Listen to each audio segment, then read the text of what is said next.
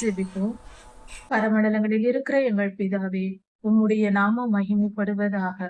மண்ணை எடுத்து கைகளால் பிசைந்து முதல் மனிதனை நீரே சிருஷ்டித்தீர் சுவாமி. எங்களுக்கு நீரே கதி. உம்மை விசுவாசிக்கிறோம். எலும்புகளில் இருக்கிற எல்லா பிரச்சனைகளும் இப்பொழுதே நீங்கி போகட்டும். குணப்படுத்தும், பலப்படுத்தும் கர்த்தாவே, ஆரோக்கியமாக்கும். அவர்கள் இந்த நிமிடமே குணமடையட்டும். எல்லாவித எலும்பு பிரச்சனைகளும் நீங்கி போகட்டும். சரீரம் புது பலன் அடையட்டும். புதிதாய் பிறந்த குழந்தையின் எலும்பை போல அவர்கள் புது எலும்பை பெறட்டும்.